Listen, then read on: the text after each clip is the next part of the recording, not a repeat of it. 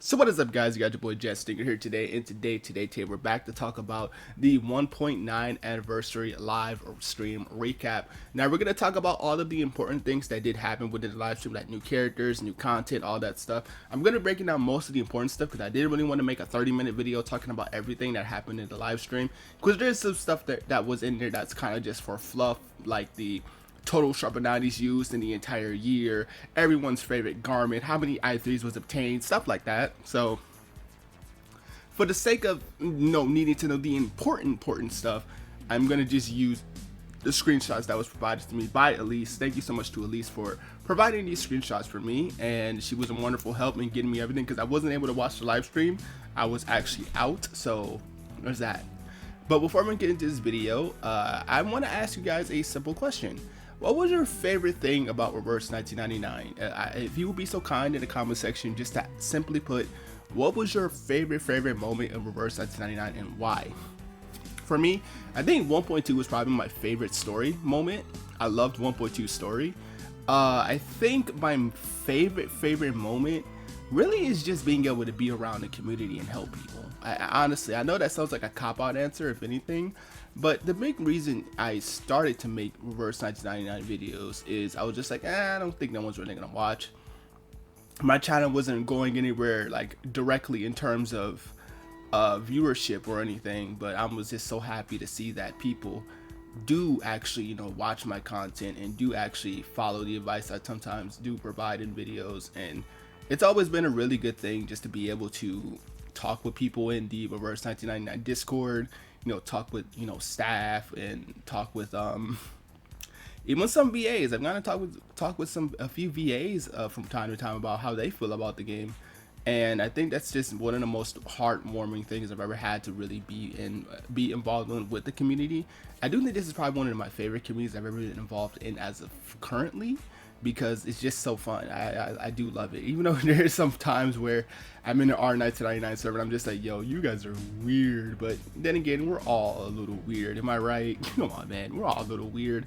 But anyway, let's get started. So let's talk about the first thing that was revealed. I believe Elise did send these to me in order, so that means everything should be from how the stream presented it to the end, so that should be okay. But first things first is, of course, we're getting a new main story chapter. I apologize if I butcher his name, but I think it's very smart. I'm so bad with names, so I'm not even gonna try on that one. But it's gonna be the patch 1.9 chapter. I think this is chapter 7, I believe, in the game story. So either chapter 7 or 7, I can't remember. But anyway, yeah, so new story. Of course, this is the cover art for it. Of course, we have Lucy on the front, which, she's looking pretty badass with the umbrella and the mask. And dude, Lucy looks so badass, dude. I know she's like the head of Laplace, or Laplace rather, but man, she looks so cool. Next up is, yeah, Lucy's coming to the game, guys. And if you guys don't know, she is a limited character. I will be doing a should you pull on her, but she is a very good character. I will be talking about why that is, so make sure you guys stay tuned for that video. I should get that video up either in the next couple days or sometime soon, because I do have other videos planned in mind for, of course, the anniversary. So, but yeah, Lucy's gonna be coming. She is a intelligent 6-star. She does have the same banner ruling as Junyanza because she is a limited character. So that means, of course, you could pull 200 times to get the free copy guarantee. Of course, it follows the standard rules of 50-50. So if you hit 70, you have a 50% chance to get Lucy. 140 is guaranteed Lucy if you did not hit Lucy on the previous 50-50 etc. So good luck on your summons for Lucy. I know a lot of us will be pulling for Lucy. I am probably going to be pulling for Lucy with what little resources I have, but I will definitely try. I do know we do get a free Decatone, or a free Decatone when we log in, so that's essentially a free multi just out of the gate. So hey, who knows, that might be my one Lucy that I need. So hey, here's hoping. Next up, they revealed up the second character, who is going to be Kaia. And if you guys don't know, she was prevalent in the 1.7 storyline with Isolde. She was her therapist.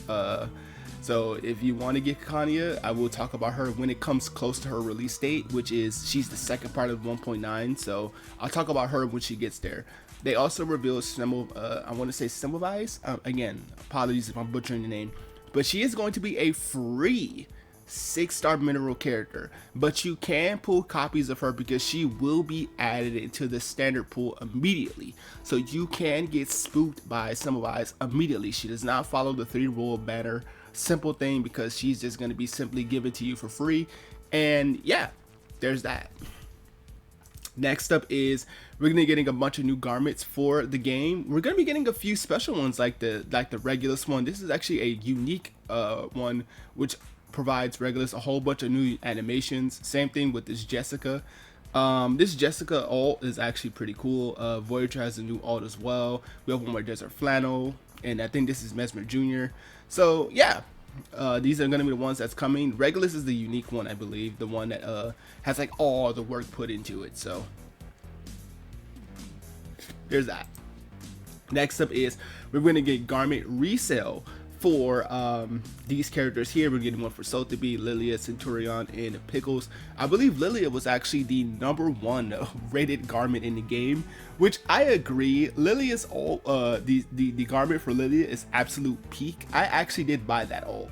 Well, yeah, the garment. I keep saying all, but I bought the garment for this because it's peak. Like, she looks so badass in this all. I mean, even though she's hovering on the sword, and the chibi animation could be a little bit better, but just this, like, artwork wise, absolute peak. Okay, you cannot tell me that this is peak. I actually have Sotheby's and Centurion's garment as well. I have these two as well, so there's that. Pickles I don't have because I don't think I bought Pickles. I do have them at P5. I might actually just get Pickles maybe. We're also going to be getting a new free 5-star in Lorelei. She is going to be a free 5-star that you can obtain from the new mode, the Series of Dusk event. So she will be given to you once you unlock all 4 of the special missions that you need to do for that content, and then you get a free Lorelei for it. So that's going to be cool. I believe you can P5 her over the course of the event. I'm not entirely sure. So if anyone knows about that, let me know in the comment section below. But I do believe you can actually get her to P5 immediately, I believe. So there's that. Next up is going to be another 3 Doors rerun. Well, another new 3 Doors, I should say. But 3 Doors is coming back. I'm not the biggest fan of 3 Doors, to be honest, because it is so long, dude. I try to figure these out on my own without consulting any guides. So I typically try to, I typically try to do these on my own without no real, like, assistance or anything. But man, do they take a lot of brain power. And sometimes I just want to get the clears. I just want to get my unilogs. I want to get my stuff. Well, my clear drops, rather. My crystal drops, I should say. But I just want to get like my currency. That's really just it. I don't really care about really too much. I mean, I do like the 3 Door storyline and where it goes, but sometimes it's like, I just want to get my currency and I want to get out of here. But man, next up is going to be the mains bulletin for this patch, which is going to be Darkness of the Abyss, Echoes of Opera, and Projection of Nightmare. I'm glad that Darkness of the Abyss is coming back because this is the only raid I've not read SSS yet. It hasn't ran in a patch where you could, because I think Darkness only ran in 1.4 and 1.5 if memory mistakes me. But now that I have like characters like Windsong, I have 37, I have Urza, I have Two Fairy, like, I think I'm gonna cook. I think I'm gonna get my red SS clear. I think I might try maybe to do Lucy on it if I can pull Lucy in time. But if I don't pull Lucy in time, I'll probably just try doing it with Windsong.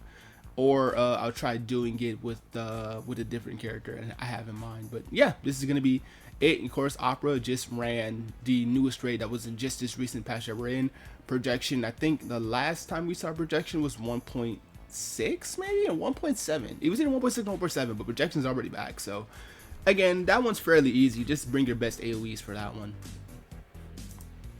Next up is going to be a free garment that we're going to be getting for Sonato. Sonato's going to be getting a brand new garment. I think this is her second free garment, because there was one that you get for the beginning of the game with the special beginner missions that they gave you. I believe there was a garment for that. And now they're going to be giving you this garment for Sonato. So there's that.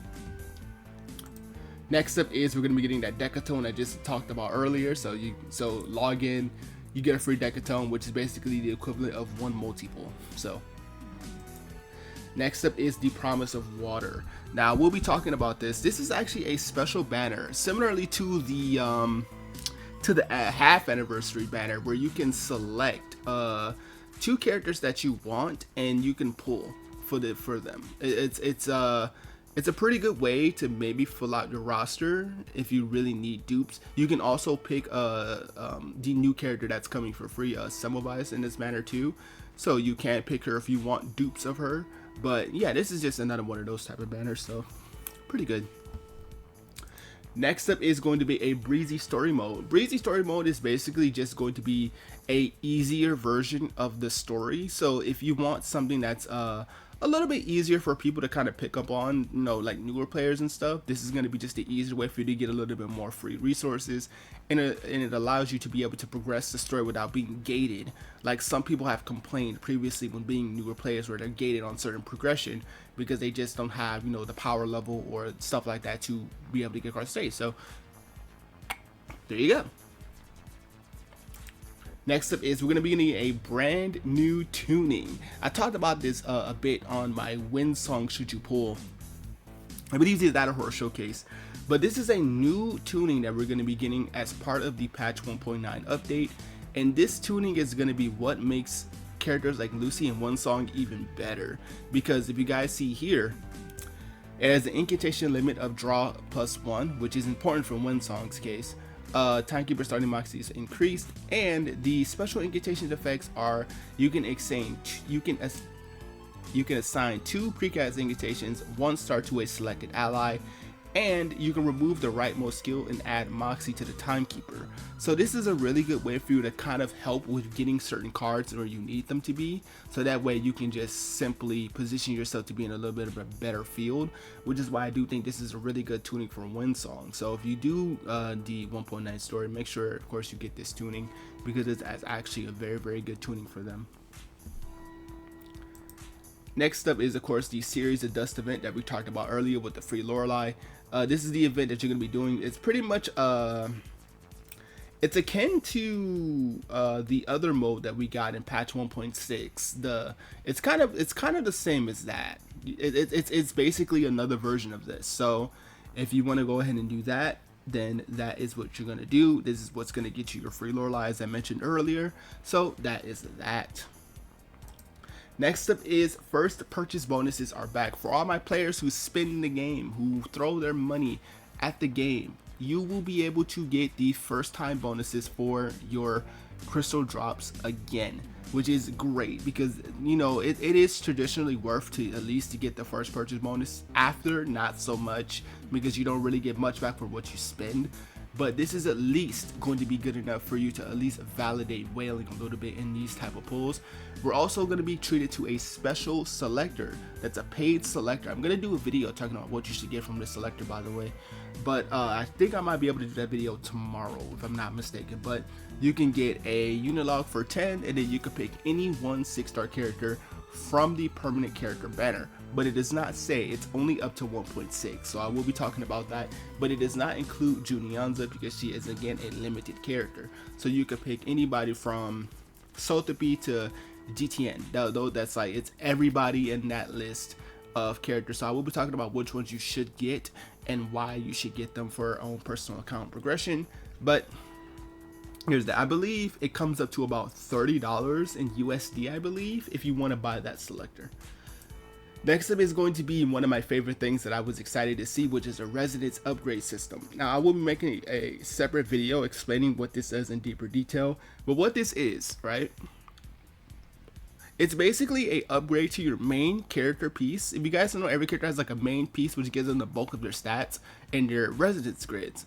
You can now choose to give it a specific plan to upgrade those stats even further, but this is a bit of a expensive thing because you will have to level this up as its own separate thing. So you will have to level it up to get the things that you do want, and it is a bit expensive. So if you are looking to kind of say this is like an easy thing, I would say maybe use it on like your favorites first. Like use it on the most units you see yourself using before you really invest into this thing, because this is actually pretty expensive for what I've seen.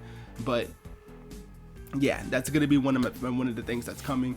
And the last important thing I really wanted to talk about is the special collab that's coming on the global side.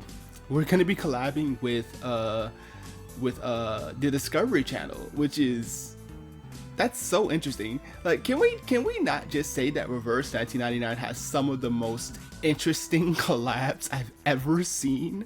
Like, I remember, I think it was a point in time where I think they had a collab with Pizza Hut. Yeah, with Pizza Hut. I think that was a CN collab where they collabed with Pizza Hut, and that was a really interesting thing. So I I don't know, man. I don't know. Like, it's just oof. You know what I mean? Like, it's oof. I don't.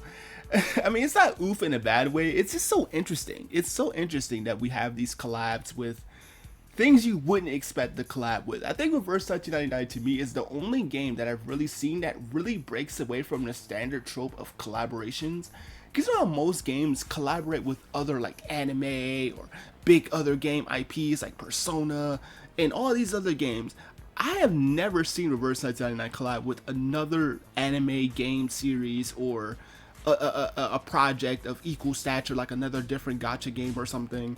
Like, it's always been like these real life things, which of course, since Reverse 1999 bases events off real life events, I think that's actually really cool. But man, but we are going to be getting special collaboration garments for Tooth Fairy and GTN. I want to see what they look like. I don't know if they're going to be paid or free. I think I'll talk about it more once we get more information. But yeah, I think that's generally everything that was worth talking about in the live stream. But I did miss some stuff. Let me know in the comment section below.